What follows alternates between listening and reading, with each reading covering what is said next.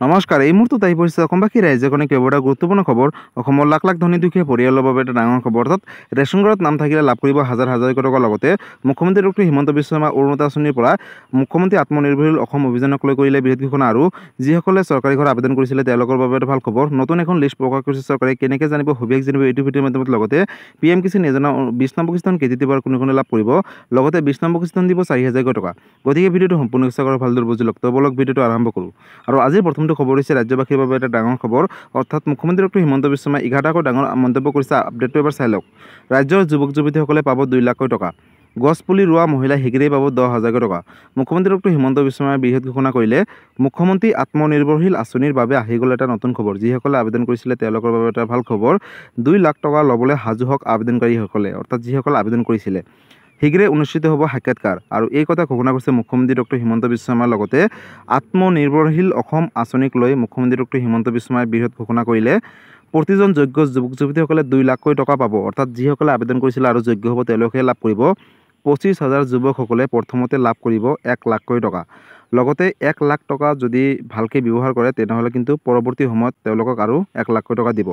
উদ্যোগী কামত বিনিয়োগ কৰাসকলক পুনৰ দিয়া হ'ব 1 লাখকৈ টকা। লগতে আগষ্ট মাহত তেওঁলোকৰ বাবে পুনৰীক্ষণ কৰা হ'ব।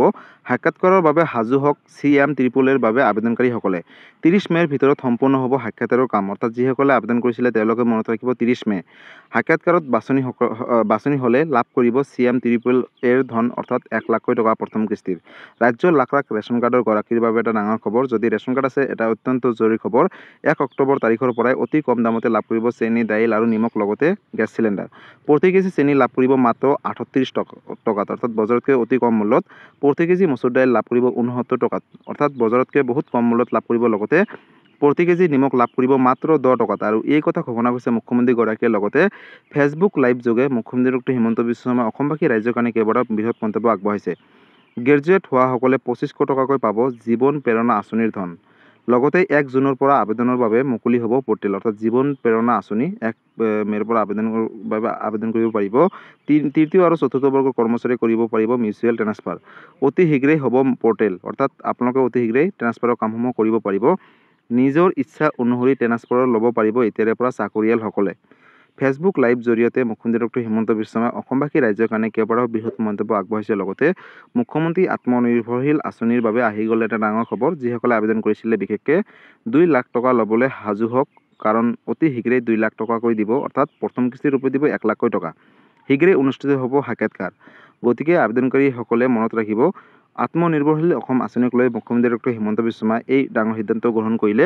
প্ৰতিজন যোগ্য যুৱক যুৱতীসকলে লাভ কৰিব 2 লাখকৈ টকা বুলি ঘোষণা কৰিছে। আৰু 25,000 যুৱকসকলে প্ৰথমতে লাভ কৰিব 1 লাখকৈ টকা। গতিকে বন্ধুসকল, ইতিমধ্যে আপোনালোকে সকলোৱে গম পালে যে মুখ্যমন্ত্ৰী ডক্টৰ হিমন্ত বিশ্ব শৰ্মাই যিসকল নিবনুৱা যুৱক যুৱতী আছে তেওঁলোকক দিব 1 লাখকৈ টকা। অৰ্থাৎ প্ৰথম কিস্তিৰ ৰূপে আৰু ছেকেণ্ড কিস্তি দিব 1 লাখকৈ টকা। মুখ্যমন্ত্ৰী আত্মনিৰ্ভৰশীল অসম অভিযান 2.0ৰ জৰিয়তে।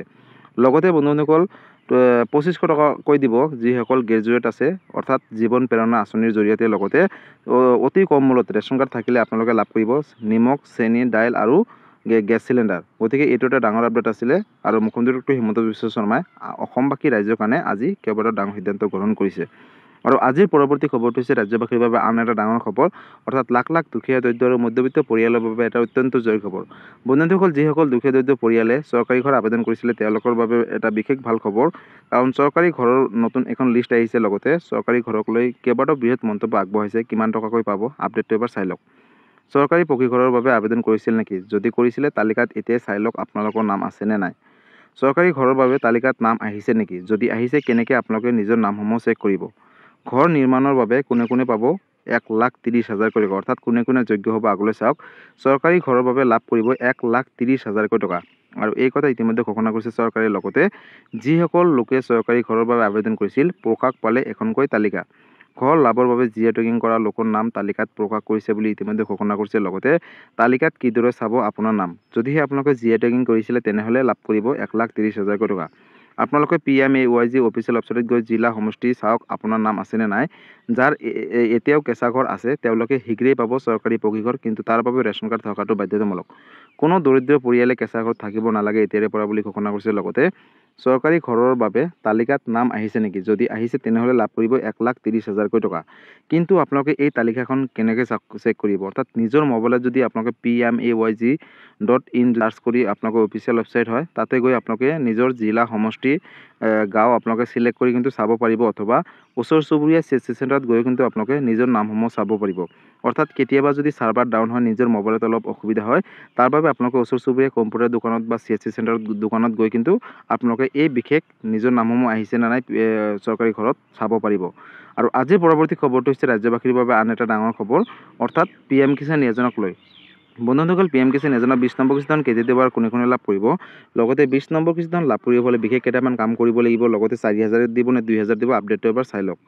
জুন মাহৰ প্ৰথম সপ্তাহতে কৃষকসকলে লাভ কৰিব ভাল খবৰ। PM কিষাণ যোজনা 20 নম্বৰ কিস্তিৰ ধনক লৈ আহি গ'ল এটা ডাঙৰ খবৰ। দেশৰ লাখ লাখ কোটি কোটি কৃষকৰ বাবে এটা ভাল খবৰ। যদি আপুনি এগৰাকী কৃষক তেনেহ'লে এটা অত্যন্ত জৰুৰী খবৰ। কৃষকৰ একাউণ্টত শীঘ্ৰেই সোমাব চৰকাৰী ধন, অৰ্থাৎ যিসকল কৃষক যোগ্য হয়। চৰকাৰে ধন বিতৰণৰ বাবে ইতিমধ্যে সাজু কৰিছে এখনকৈ লিষ্ট, অৰ্থাৎ তালিকা। বন্ধুসকল, এই মাহতে কৰি লওক এই বিশেষ কেইটামান কাম, অৰ্থাৎ হাতত মাত্ৰ বিশেষ কেইটামান দিনহে আছে। লগতে অন্যথা যদি আপোনালোকে এই বিশেষ কাম নকৰে, বঞ্চিত হ'ব কিন্তু 20 নম্বৰ কিস্তিৰ ধনৰ পৰা। যোগ্য হিতাধিকাৰীসকলৰ পৰিৱৰ্তে অযোগ্য হিতাধিকাৰীসকলে ঘূৰাই দিব লাগিব PM কিষাণ যোজনাৰ ধন বুলি ঘোষণা কৰিছে। আৰু জুন মাহৰ প্ৰথম সপ্তাহতে সোমাব পাৰে PM কিষাণ যোজনাৰ অধীনত 20 নম্বৰ কিস্তিৰ ধন। আজিয়ে PM কিষাণ যোজনাৰ ৱেবছাইটত গৈ কৃষকসকলে EKYC কৰক। আৰু EKYC সম্পূৰ্ণ নোহোৱা কৃষকৰ একাউণ্টত নোসোমাব 20 নম্বৰ কিস্তিৰ ধন বুলি ঘোষণা কৰিছে। লগতে এই তালিকাত আপোনাৰ নাম অন্তৰ্ভুক্ত আছে নে নাই চাবলৈ মুকলি হ'ল ৱেবছাইট, অৰ্থাৎ pmkisan.government.in অফিচিয়েল ৱেবছাইট হয়। আৰু তাতে প্ৰৱেশ কৰাৰ পিছত আপোনালোকে ফাৰ্মাৰ কৰ্ণাৰত গৈ বেনিফিচিয়াৰী ষ্টেটাছ বা বেনিফিচিয়াৰী লিষ্ট বুলি এটা চাব পাৰিব। আৰু তাৰ ওপৰত চিম্পলি ক্লিক কৰিব আৰু হিতাধিকাৰীসকলৰ বাবে ট'ল ফ্ৰী নম্বৰো মুকলি কৰিছে চৰকাৰে।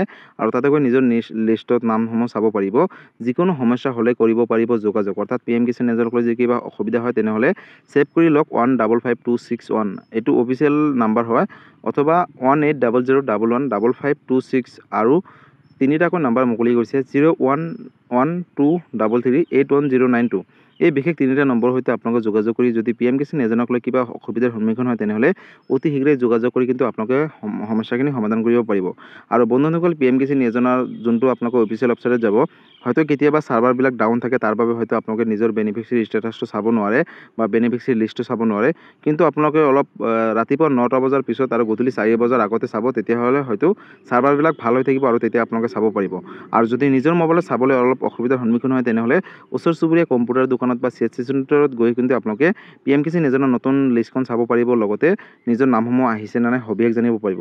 আৰু বন্ধুসকল, EKYC কৰক। লগতে মাটিৰ জমাবন্দীবিলাক আপডেট দিয়ক CSC চেণ্টাৰত গৈ। আৰু বেংকৰ লগত আধাৰ কাৰ্ডটো লিংক ৰাখক। আৰু আপোনালোকৰ যদি বেংকৰ লগত আধাৰ কাৰ্ড লিংক কৰিবলৈ অসুবিধা হয় তেনেহ'লে IPB ইণ্ডিয়ান পোষ্ট পে'মেণ্ট বেংকত এটা একাউণ্ট খুলি লওক। আৰু তাতে PM কিষাণ যোজনা আহিবলগীয়া 20 নম্বৰ কিস্তি ধন সোমাব। আৰু 4,000 দিব নে 2,000 দিব? বন্ধুসকল, এতিয়ালৈকে চৰকাৰে কোনো ধৰণৰ ফাইনেল কৰা নাই। যদি 4,000 দিয়ে মই এটা ভিডিঅ' বনাই আপোনালোকৰ মাজত অৱগত কৰিম। হয়তো 2,000ও দিব পাৰে। আৰু কেতিয়া দিব এতিয়ালৈকে অফিচিয়েলভাৱে ডেটটো ঘোষণা কৰা নাই, যাৰ বাবে আপোনালোকৰ মাজত এতিয়া অৱগত কৰিব নোৱাৰিছোঁ। কিন্তু আহিবলগীয়া সময়ত কিন্তু চৰকাৰে ডেটটো ঘোষণা কৰিব। আৰু যেতিয়া ডেটটো ঘোষণা কৰে লগালগ এটা ভিডিঅ' বনাই আপোনালোকৰ মাজত অৱগত কৰিম। আৰু সেই ভিডিঅ'টো আপোনালোকে চাই ল'ব। আৰু বন্ধুসকল, এই ভিডিঅ'টো আপোনালোকে সকলো কৃষকৰ মাজলৈ শ্বেয়াৰ কৰি দিব, অথবা অসমবাসী ৰাইজৰ মাজলৈ শ্বেয়াৰ কৰি দিব। কাৰণ এই আপডেটকেইটা সকলোৱে জনাটো উচিত বা চোৱাটো উচিত। আৰু এই আপডেটকেইটাৰ বিষয়ে যদি আপোনালোকে কিবা বিশেষ জানিবলগীয়া বা সুধিবলগীয়া আছে, আপোনালোকে মোক কমেণ্ট কৰি জনাব। মই নিশ্চয় ৰিপ্লাই দিবলৈ চেষ্টা কৰিম। গতিকে বন্ধুসকল, আজি আছিলে এইটো এটা ইনফৰ্মেটিভ ভিডিঅ' আৰু গুৰুত্বপূৰ্ণ খবৰ।